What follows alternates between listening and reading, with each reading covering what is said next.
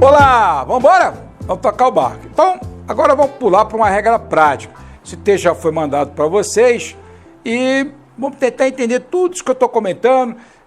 Diga lá. Tá, estou entendendo. Tá bom. É o Everton. É o seguinte, ele tá falando, pô, Diego, parece que tá meio sério hoje e tal. Eu falei, não, não é não, Everton.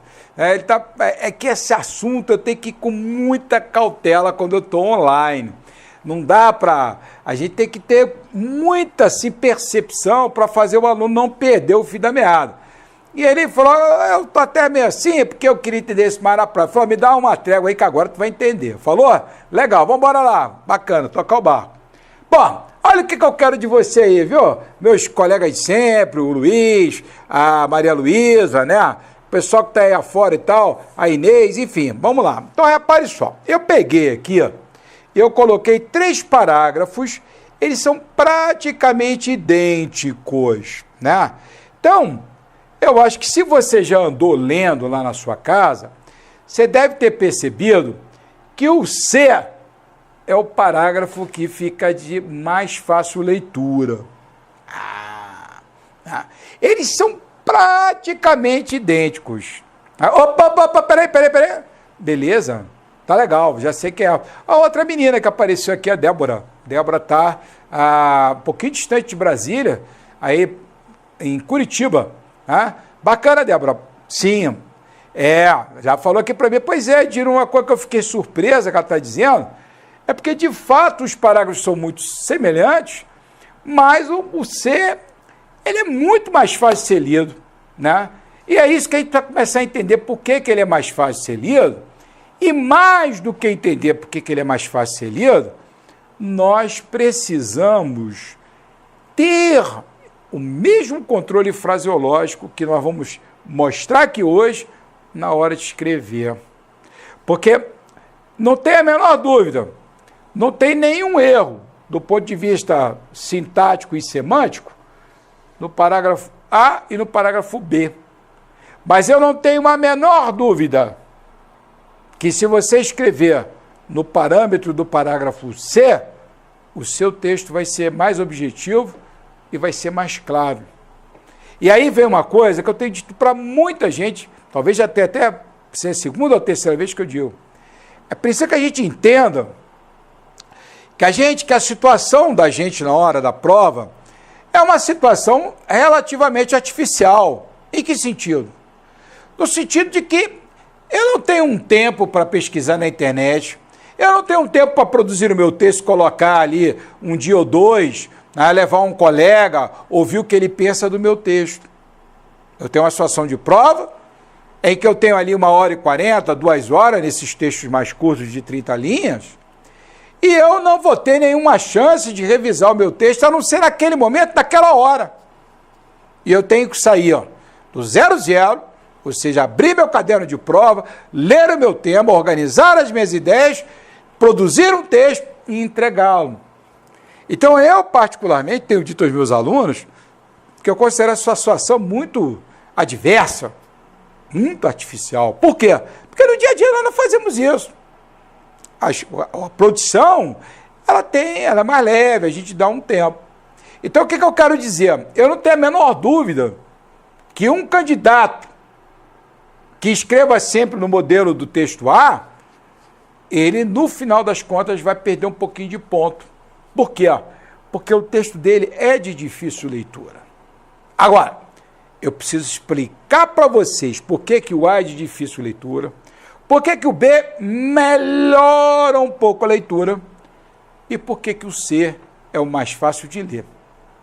E mais do que isso, eu preciso mostrar para você o seguinte, opa, tá bom, vou dizer, Maria Inês, ela falou, pô, Dino, é bom tu mostrar mesmo, porque às vezes a gente está na hora da prova, aquela agonia toda e tal, tem uns caras que são meio taradões que tem aí, tem verdadeiros assim, ai que delícia fazer prova, mas vamos ser sinceros, a gente levanta às vezes num domingo, deixar filho, deixar marido, esposa, namorado, namorada, a própria família, vai fazer uma prova, às vezes 8 horas da manhã está sentado ali para sair meio-dia, olha, O estresse não é pequeno não, né? E às vezes, na véspera também, né? Você está cansado e tal. Por isso até que às vezes eu recomendo, olha, não estuda até a véspera não. No dia anterior, dá uma corridinha, pega uma bike, deixa os canos mais liberados, entendeu? Porque a mente humana, ela trabalha com redes neuronais, sabe? Então você estuda até ali na boca da prova, né? Às vezes, assim, você já entra na prova cansado e com os canos entupidos. Mas você que a garotada aí, às vezes faz isso. Eu não gostava, não. Para véspera de prova, dar uma corridinha no parque. Hoje eu não estou correndo mais, não dá. Mas eu pedalo meus 20 quilômetros e tal, dá uma nadada. Vale até tomar um cálicezinho, mas não vai tomar uma garrafa de vinho para chegar de ressaca na prova. Mas os canos têm que estar abertos, já. A mente precisa estar aberta, né? E, na verdade, o que eu vou fazer em prova, eu vou pegar meu back memory aqui e vou trazer para frente, para a memória RAM. Então, se tem muita coisa entupindo esse processo, às vezes eu não consigo, eu não vou. Já aconteceu comigo. Aí, para a prova, eu falo, caraca, eu não consigo decolar, eu não consigo interagir com a prova. Então, vamos lá entender agora exatamente como é que se faz isso. Porque eu, particularmente, eu prefiro ensinar vocês a controlar a fraseologia do texto, entendeu? Do que consertar a fraseologia. Embora hoje eu vá consertar aqui. Mas eu prefiro que vocês aprendam a produzir os textos mais ou menos como está no item C. Vamos lá comigo? Bom, então a primeira tarefa que a gente deve ter quando está examinando um período ou um parágrafo, tá? Olhou para o parágrafo aqui, ó, e fala, deixa eu dar uma lida nisso. Então, vamos ver comigo aqui. Por ser os documentos oficiais e particulares concernentes às mais importantes relações sociais, como a família, a sucessão e os contratos elaborados em ofícios senatoriais, deve o estabelecido estar consciente de que, além de se perfilar como assessores jurídicos no cumprimento pacífico do direito, como eficazes guardiões da legalidade, cumpre o papel de produtores de valiosas fontes para estudo e a compreensão futura da sociedade e de seu tempo. Opa, quem foi? É verdade, Maria Inês concorda. A Maria Inês disse assim, poxa, professor, cheguei aqui no final e o meu desejo foi voltar lá para o início, porque eu fiquei perdidinha.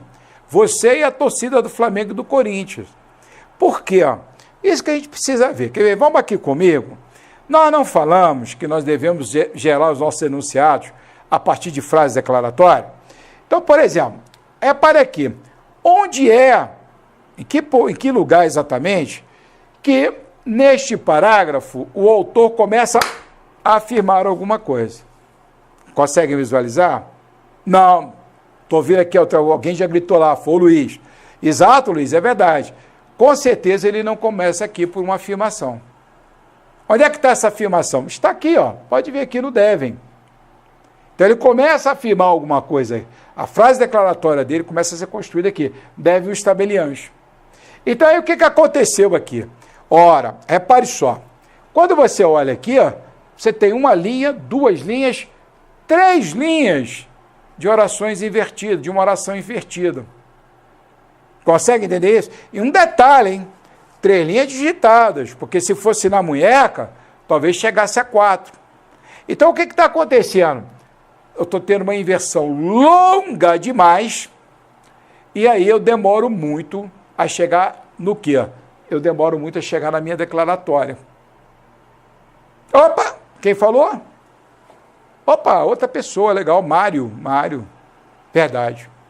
O Mário já adiantou a carruagem, disse, o Mário está mais ao sul ainda, está lá para o lado de Porto Alegre.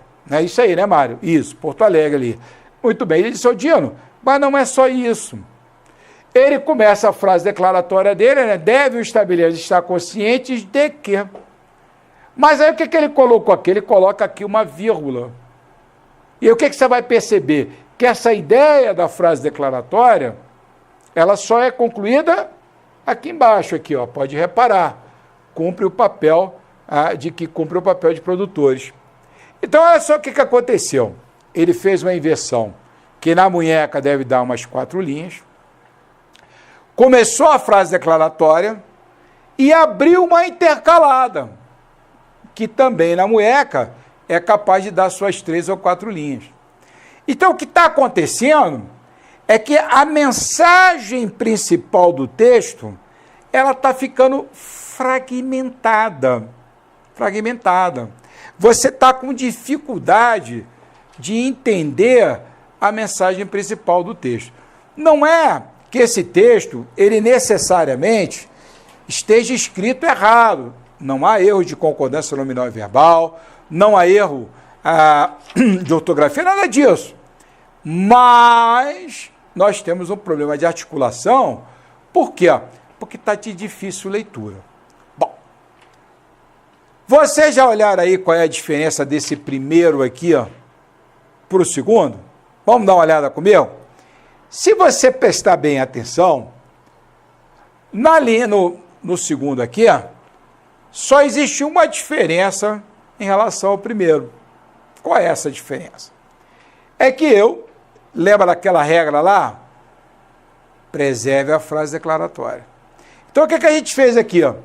A gente acabou com aquela intercalada gigante, falou a declaratória numa única articulação, manteve ainda aquela invertida gigante, mas agora a minha declaratória está aparecendo de uma única vez. Conseguem visualizar?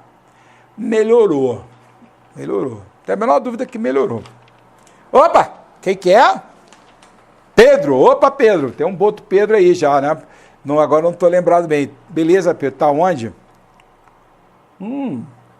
Está em Sampa. A cidade que não dorme nunca, né? Maravilhosa a cidade. Conheço pouco São Paulo, viu? Eu não sei se é porque aqui de Brasília para mim já está ficando grande demais. São Paulo, então, nem me diga. Mas tenho primos lá.